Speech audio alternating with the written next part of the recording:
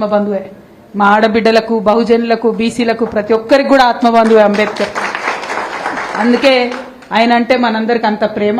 ఇన్ని ఏండ్లైనా, ఇన్ని సంవత్సరాలైనా కూడా ఇంత ప్రేమ గురిపిస్తూ ఉంటాం.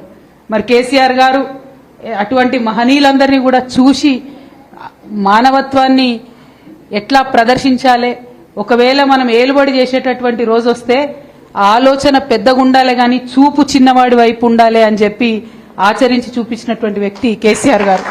ఆలోచన గొప్పగా ఉండాలి, పెద్ద పనులు చేయాలన్న ఆలోచన ఉండాలి, కానీ చేసే ప్రతి పనిలో అట్టడుగున ఉన్నటువంటి వారిని వేలు పట్టుకొని నడిపించుకొని తీసుకుపోవాలి అనేటటువంటి ఆలోచన కేసీఆర్ గారు చేసింది.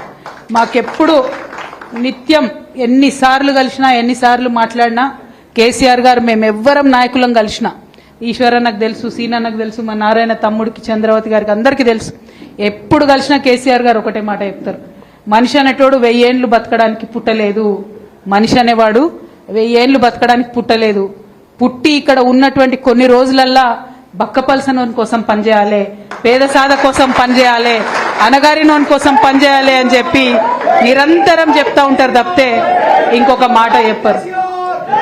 మరి అటువంటి ఆలోచన విధానం నుంచి దళితుని ధనవంతుని చేయాలి అనేటటువంటి ఆలోచన విధానం నుంచి పుట్టిందే ఈ యొక్క దళిత బంధు పథకం తప్పితే ఏదో రాజకీయాల కోసమో, ఓట్ల కోసమో, ఇంకో దానికోసమో కాదు.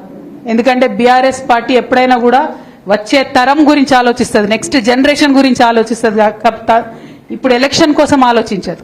వి think about next generation, not about this election. ఎన్నికలు వస్తుంటాయి, పోతుంటాయి, సమాజంలో అనేకమైనటువంటి కార్యక్రమాలు జరుగుతుంటాయి, కానీ నిలిచిపోయే పనులు చేయాలంటే గుండె నిబ్బరం కావాలి.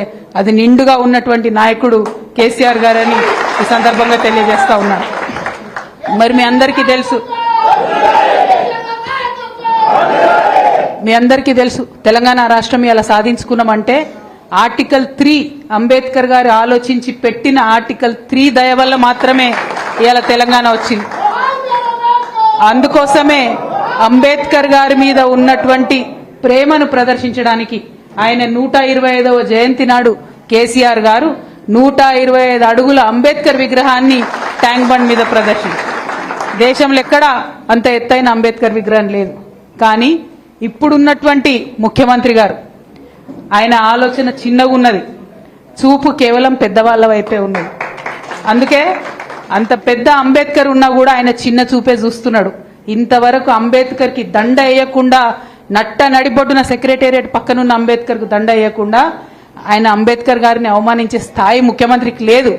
కానీ అంబేద్కర్ వారసులైనటువంటి మనందరినీ కూడా అవమానం చేస్తున్నాడు అన్న విషయాన్ని నేను ఈ సందర్భంగా తెలియజేస్తా ఉన్నా. మరి ఈ వేదిక ద్వారా ముఖ్యమంత్రి గారిని నేను డిమాండ్ చేస్తా ఉన్నా, మీరు అంబేద్కర్ జయంతి ఏప్రిల్ 14 వస్తున్నది, ఆ లోపల ఖచ్చితంగా పెద్ద అంబేద్కర్కు రాష్ట్రంలో ఉన్నటువంటి క్యాబినెట్ అంతా కూడా పోయి దండ వేసి గౌరవించాలి. లేదంటే ఏదైతే మీరు గేట్లు వేసి పెట్టినరో అంబేద్కర్కి వాటిని బద్దలు కొట్టుకొని మేమంతా పోతాం, మా అంబేద్కర్ను ఎట్లా గౌరవించుకోవాలో ఖచ్చితంగా అట్లా గౌరవించుకుంటాం. ఎందుకు అంబేద్కర్ ప్రస్తావన ముందు తీసుకొచ్చినా అంటే అంబేద్కర్ని గౌరవించలేడు, మన ఆకలిని గౌరవిస్తాడని అర్థమవుతుంది ఆయనకు. మన బాధ కేసీఆర్ కాబట్టి ఆయనకు అర్థమవుతుంది కాబట్టి దళిత బంధు అనే కార్యక్రమం పెట్టిండు. ఆనాడు ఎన్నికలు ఉన్నాయి, ఆ ఎన్నికలు దాటడానికి ఏం చేసిండు, ఇక రేవంత్ రెడ్డి చెప్తే ఇక్కడైతే ఎవరు నమ్మరు తెలంగాణలో కాబట్టి ప్రియాంక గాంధీని పట్టుకొచ్చిండు, ఢిల్లీకి పట్టుకొచ్చి ఆమెకు వచ్చిరాని తెలుగులా ఇప్పుడు 10 లక్షలు ఇస్తున్నాం, రేపు మేము అధికారంలోకి వస్తే 12 లక్షలు ఇస్తామని ప్రియాంక గాంధీతో చెప్పించిండు. రేవంత్ రెడ్డి గారు మొహం చూసి ఓటేయలే. ఇందాక అన్నట్టు మన వాళ్ళకి కొంతమందికి అడిదికు జర గుంజుతుంది అన్నట్టు అప్పుడప్పుడు. అందుకని ప్రియాంక గాంధీని చూడంగానే సరే మరిగా ఏదో పాపం అక్క చెప్తుంది, ఢిల్లీకి వెళ్ళి వచ్చింది ఈమె 10 లక్షలు ఉన్నది 12 లక్షలు చేస్తా అంటుంది అని నమ్మినాం, కానీ మోసపోయినాం. మనం ఇవాళ రేవంత్ రెడ్డి గారిని డిమాండ్ చేసేది ఒకటే, ముఖ్యమంత్రి గారు మీరు ఎట్లాగూ చేయలేరు, 12 లక్షలు ఇచ్చుడు మీతో కాదు, ఎందుకంటే మీకు ప్రభుత్వం నడపస్తలేదు, సంవత్సరానికి 10,000 కోట్ల ఘాటాలో పోతున్నది పరిస్థితి, రియల్ ఎస్టేట్ కుదేలైంది, ఇండస్ట్రీస్ కుదేలైనాయి, మీరు వచ్చుడే అప్పులని మాట్లాడితే ఇలా దేశంలో మన రాష్ట్రానికి ఎవరు అప్పులు ఇచ్చేటటువంటి పరిస్థితి కూడా లేకుండా చేసి అందరినీ కూడా ఆగం చేసే పరిస్థితి ఉన్నది. కానీ డిమాండ్ ఒకటే, ఆల్రెడీ కేసీఆర్ గారు సపరేట్గా డబ్బులు తీసి శాంక్షన్ చేసి 28,000 మందికి దళిత బంధు శాంక్షన్ చేసిండ్రు. ఇవాళ మా తమ్ముడు మహేష్ ఆధ్వర్యంలో మీరందరు చేసిన ఉద్యమానికి 10,000 మందికి ఆల్రెడీ రిలీజ్ చేయక తప్పని పరిస్థితి వచ్చింది. ఇంకా 18,000 మంది మిగిలి ఉన్నారు. మీకు చేతనైతే ధైర్యం ఉంటే ఇప్పుడు బడ్జెట్ సెషన్ వస్తుంది, అంత లోపల రిలీజ్ చేయాలని చెప్పి నేను ముఖ్యమంత్రి గారిని డిమాండ్ చేస్తా ఉన్నా. ఈ బడ్జెట్ లోపలనే రిలీజ్ చేయాలి, లేకపోతే వచ్చే అసెంబ్లీలో బీఆర్ఎస్ పార్టీ తరఫున మేమందరం కూడా వారిని అసెంబ్లీ సాక్షిగా నిలదీస్తామని, మీ పక్షాన మాట్లాడతామని కూడా ఈ సందర్భంగా నేను తెలియజేస్తా ఉన్నాను. అంబేద్కర్ అభయహస్తం సాధన సమితి అని పెడతా అన్నాడు తమ్ముడు. పెట్టు, కొట్లాడు. కాకపోతే ఈ ముఖ్యమంత్రి మీద అయితే నాకు నమ్మకం లేదు. ఉన్నదానే మీకెవరికన్నా?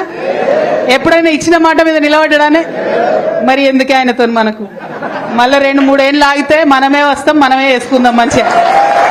ఇంకొక మాట మీరు ఆలోచన చేసుకోవాలి. ఆయన మోసం చేయని వాళ్ళు ఎవరైనా ఉన్నారా? కనీసం కేసీఆర్ సార్ గురుకులాలు పెట్టిండు, వాటినైనా నడపస్తుందా చక్కగా? 57 మంది పిల్లలు చచ్చిపోతారనే గురుకులాలలో. ఏం చేస్తున్నట్టు ప్రభుత్వం? ఏం చేస్తున్నట్టు? కనీసం కేసీఆర్ పెట్టిపోయింది, దాన్ని ఉన్నట్టు నడపరాని చేతగానటువంటి వ్యవస్థ ఈ ప్రభుత్వంలో నడుస్తుంటే వారి నుండి ఇంకా మనం ఆశించడం. మీకు ఒక మాట చెప్పాలి, మీ అందరు లెక్కలు తెలిసిన వాళ్ళు ఉన్నారు కాబట్టి, 33,000 కోట్లు పెట్టిరు ఈసారి బడ్జెట్లో. ఎస్సీ ఫండ్ 33,000 కోట్లు పెట్టిండ్రు. దాంట్లో ఇప్పటి వరకు అంటే ఇంకా 15 రోజులు అయితే మార్చి వస్తుంది, కొత్త బడ్జెట్ వస్తుంది. దాంట్లో ఇప్పటి వరకు విడుదల చేసింది ఎంత అంటే కేవలం 9,800 కోట్లు. అంటే పెట్టుడేమో 33,000 కోట్లు, కానీ ఇచ్చుడేమో కేవలం 9,800 కోట్లు. అంటే కేవలం 30% బడ్జెట్ మాత్రమే ఇచ్చిరు తప్పితే ఇంకా ఇవ్వలే. ఇంకా మిగిలిన డబ్బులు కూడా మనకు ఉంటాయి మన ఖాతాలో. ఎందుకోసం ఉంటాయి? కేసీఆర్ సార్ ముందే ఆలోచించిండు, ఇసొంటి ఎవరైనా ముఖ్యమంత్రి వస్తే ఫ్యూచర్లో ఇబ్బంది అవుతుందనే SC/ST సబ్ ప్లాన్ కి ఒక ఖచ్చితమైన చట్టం తీసుకొచ్చారు కేసీఆర్ సార్. మీరు గనుక ఈ సంవత్సరంలో ఖర్చు పెట్టకపోతే వచ్చే సంవత్సరం మనకి ఇవ్వాల్సిందే అవి, వాటిని ఎగబెట్టడానికి లేదు. కేసీఆర్ సార్ చట్టంలో మనందరి కోసం ఆ రక్షణ పెట్టిండు ఆల్రెడీ. కాబట్టి ఇప్పుడు ఎగబెట్టినా కూడా ఆ డబ్బులు వస్తాయి. కానీ ఆ డబ్బుల్ని సంపాదించి తెచ్చి మీకు ఇచ్చేటటువంటి మనసున్న సర్కార్ లాగా అయితే నాకు అనిపిస్తలేదు. వారిని ఒకటే ఒక భాష అర్థమవుతుంది, వారికి ఉద్యమాల భాషనే అర్థమవుతుంది. బరాబర్ మొదలు పెడదాం, మేము అసెంబ్లీలో మొదలు పెడదాం. మీరు ఎక్కడేంటే అక్కడికి నేను కూడా వస్తా, ఈశ్వరన్న కూడా వస్తా, అట్లనే మా బండ శ్రీనన్న కూడా వస్తారు. ఇవాళ కావాలనే వీళ్ళిద్దరిని పిలిపించిన. ఎందుకంటే మన దళితుల పాలిట ధనలక్ష్మి లెక్క మన అన్న అందరికీ కూడా దళిత బంధు స్కీము వారి ఆధ్వర్యంలో కేసీఆర్ గారు మొదలుపెట్టిన. మరి అటువంటి లక్ష్మీపుత్రుడు ఇక్కడ ఉండాలి. అట్లనే అన్న ఎస్సీ కార్పొరేషన్కి వచ్చిన నిధులతోనే దళిత బంధు చేసుకున్నాం. కాబట్టి తను కూడా ఇక్కడ ఉండాలనే వారిద్దరిని నేను ఇవాళ పిలవడం జరిగింది. వాళ్ళకి తెలుసు ప్రతి లెక్క ఏ ఊర్లో ఎన్ని ఇచ్చినాం, ఏ ఊర్లో ఎట్లా ఇచ్చినాం, ఎట్లా మనం బ్యాంకులతోని కలెక్టర్లతో ఇబ్బంది లేకుండా చేసినామని తెలుసు. కాబట్టి వారిని ఇక్కడ పిలిచినాం.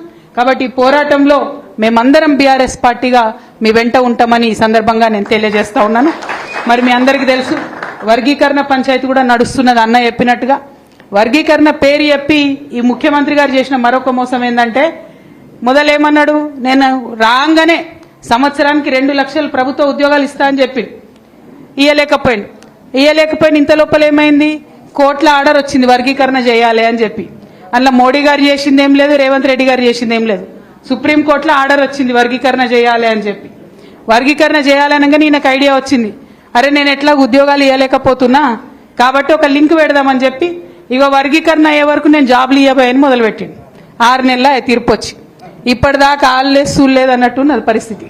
ఇప్పుడు ఇక తప్పక మనందరం వెంటబడి లొల్లి పెడితే కులగణన చేయాల్సి వచ్చింది. లొల్లి పెడితే కులగణన చేసేవారైనా రిపోర్ట్ దాచుకుంటారా? అసెంబ్లీలో పెట్టాలి కదా. ఇవాళ డిమాండ్ చేస్తా ఉన్నా నేను ఈ వేదిక ద్వారా, అన్న చెప్పింది కరెక్ట్. వర్గీకరణ 2011 జనాభాతో చేస్తా అంటున్నా ఆయన. నిన్నగాక మొన్ననే లెక్క చేసింది కదా రాష్ట్ర ప్రభుత్వం. మరి మొదలు ఆ లెక్కలన్నా బయట పెట్టాలి కదా. ఆ లెక్కలు బయట పెడతలేరు. ఎందుకంటే తెలుస్తుంది కదా దళితులు 15% కాదు ఎక్కువ ఉన్నారని తెలుస్తుంది. కాబట్టి ఆ లెక్క బయట పెడతలేరు. ఒక డిమాండ్ ఏంటంటే ఖచ్చితంగా కులగణన రిపోర్టు బయట పెట్టాలి. 2 షమీమ్ అఖ్తర్ కమిటీ అని వేసిరు వర్గీకరణ మీద. మరి ఆ కమిటీ రిపోర్టు మొదలు ఇచ్చిరట, ఏమిచ్చిరో మనకైతే తెలియదు. ఎందుకు చెప్తలేరు మరి బయటకు? ఆ రిపోర్టు బయట పెట్టాలని 2వ డిమాండ్ చేస్తా ఉన్నాం. 3వది, ఇప్పుడు షమీమ్ అఖ్తర్ కమిటీకి మళ్ళా మనందరం లోలు పెడితే కొంచెం టైం ఇచ్చిరు, తప్పులు చేసినాం కాబట్టి ఇంకేదో ఆలోచన చేస్తున్నాం అని చెప్పి. నేను ఒకటే కోరుతా ఉన్నా, వర్గీకరణ చేసుడంటే సమస్య పరిష్కారం చేసుడు. కానీ ఈ ప్రభుత్వం ఏం చేస్తుంది, వీళ్ళకి ఇంత ఇస్తాం వాళ్ళకి ఇంత ఇస్తామని ఆధారాలు లేకుండా చెప్పి అందరు కూడా ఆగమయ్యేటట్టు, అందరు కూడా ఆందోళనకు వచ్చేటట్టు చేస్తున్నది. అంటే దళితుల మధ్యలో పంచాయతీ పెట్టేయడానికి కాదు కదా వర్గీకరణ కోరేది. ఎవరికైతే ఇన్ని రోజులు హక్కు లేదో వాళ్ళకి ఇయ్యమని కోరుతున్నాం. ఉన్న వాళ్ళది గుంజుకోమంటలేం కదా. ఉన్న వాళ్ళది ఉంటుంది, ఇవ్వని వాళ్ళకి ఎట్లా సర్దుబాటు చేయాలి, ఏ రేషియో ప్రకారం చేయాలి అని క్లారిటీగా చెప్పాలి. కానీ అది చేయకుండా, షమీమ్ అఖ్తర్ రిపోర్టు బయట పెట్టకుండా, జనాభా లెక్కలు బయట పెట్టకుండా, మళ్లీ దళితులను మోసం చేసి వర్గీకరణ చేయాలి కాబట్టి మీకు జాబులు ఇస్తలేమని మొత్తం తెలంగాణ యువతను మోసం చేసేటటువంటి ప్రయత్నం ఈ ముఖ్యమంత్రి గారు చేస్తా ఉన్నారు. ఈ ప్రయత్నాన్ని మేము తీవ్రంగా నిరసిస్తా ఉన్నాం. వర్గీకరణ వంకతోని జాబ్ క్యాలెండర్ మీరు ఆపొద్దు, వర్గీకరణ తక్షణమే చేయండి. అన్ని కూడా మీకు ముంగట ఉన్నాయి, బయట పెట్టండి, ట్రాన్స్పరెంట్ గా అందరిని పిలిచి మాట్లాడి వర్గీకరణ చేయండి అని చెప్పి మేము డిమాండ్ చేస్తా ఉన్నాం. కేవలం విద్యా ఉద్యోగాలలోనే కాదు, రాజకీయాలలో కూడా వర్గీకరణ చేయాలి. లోకల్ బాడీ ఎన్నికలు తొందరలో వస్తున్నాయి కాబట్టి అన్ని వర్గాల ప్రజలకు కూడా చక్కటి అవకాశాలు వస్తాయి. సర్పంచ్లు అయ్యేటిది, ఎంపీటీసీలు అయ్యేటిది, జెడ్పీటీసీలు అయ్యే అవకాశం వస్తుంది. కాబట్టి వర్గీకరణ రాజకీయాల్లో కూడా జరగాలనేటటువంటి చర్చ అందరి దగ్గర జరుగుతున్నది. ఆ విషయంలో కూడా ప్రభుత్వం చొరవ చూపాలని చెప్పి కోరుతూ, మరి ఈ జెండా చూస్తేనే గుండె నిండినట్టుగా ఉంటది. మరి ఒక పక్క గులాబీ జెండా, ఇంకొక పక్క నీల జెండా రెండు కలిస్తే అద్భుతమైనటువంటి ఉద్యమ స్ఫూర్తి గుండెల్లోంచి ఉబికి వస్తుంది. కాబట్టి మీ చెల్లెగా ఎప్పుడు మీతో పాటు కలిసి నడుస్తాను. ఈ ఉద్యమమైనా అది ఇంకేదైనా అని చెప్పి మళ్ళొక్కసారి తెలియజేస్తూ, ఇంత దూరం నుండి వచ్చిండ్రు, మరి భద్రంగా ఇంటికి చేరండి. అందరికీ కూడా సెలవు. Thank you. జై తెలంగాణ.